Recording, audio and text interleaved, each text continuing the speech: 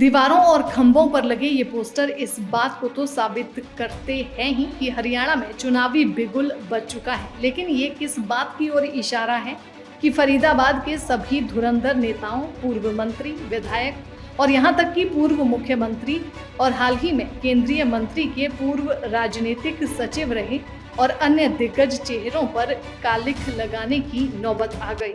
ऐसा नहीं है कि सिर्फ भाजपा नेताओं के पोस्टरों और उनके चेहरों पर कालिख लगाई गई है। इसमें कांग्रेस समेत दूसरे राजनीतिक दलों के नेताओं के पोस्टर भी शामिल हैं, जिनके चेहरों पर कालिख लगाई गई है। बेशक जिला प्रशासन अपनी ओर से कोई भी कोताही नहीं बरत रहा, लेकिन आदर्श आचार संहिता को लागू और उसका पालन करवाने में कहीं न कहीं विफल साबित हो रहा है। इन राजनेताओं ने ऐसी कौन सी गलती कर दी कि इनके पोस्टरों पर कालिख लगाने की नौबत आ गई, ये भी बड़ा सवाल है।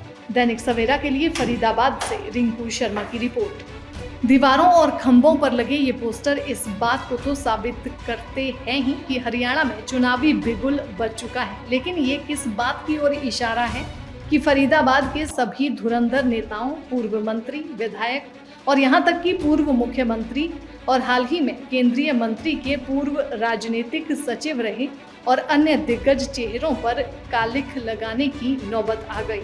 ऐसा नहीं है कि सिर्फ भाजपा नेताओं के पोस्टरों और उनके चेहरों पर कालिख लगाई गई है। इसमें कांग्रेस समेत दूसरे राजनीतिक दलों के नेताओं के पोस्टर भी शामिल हैं, जिनके चेहरों पर कालिख लगाई गई है। बेशक जिला प्रशासन अपनी ओर से कोई भी कोताही नहीं बरत रहा, लेकिन आदर्श आचार संहिता को लागू और उसका पालन करवाने में कहीं न कहीं विफल साबित हो रहा है। इन राजनेताओं ने ऐसी कौन सी गलती कर दी कि इनके पोस्टरों पर कालिख लगाने की नौबत आ गई, ये भी बड़ा सवाल है।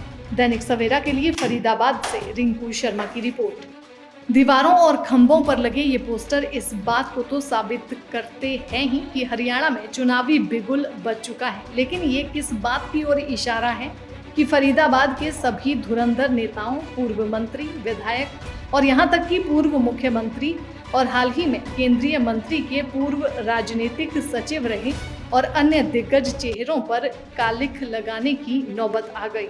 ऐसा नहीं है कि सिर्फ भाजपा नेताओं के पोस्टरों और उनके चेहरों पर कालिख लगाई गई है। इसमें कांग्रेस समेत दूसरे राजनीतिक दलों के नेताओं के पोस्टर भी शामिल हैं, जिनके चेहरों पर कालिख लगाई गई है। बेशक जिला प्रशासन अपनी ओर से कोई भी कोताही नहीं बरत रहा, लेकिन आदर्श आचार संहिता को लागू और उसका पालन करवाने में कहीं न कहीं विफल साबित हो रहा है। इन राजनेताओं ने ऐसी कौन सी गलती कर दी कि इनके पोस्टरों पर कालिख लगाने की नौबत आ गई, ये भी बड़ा सवाल है।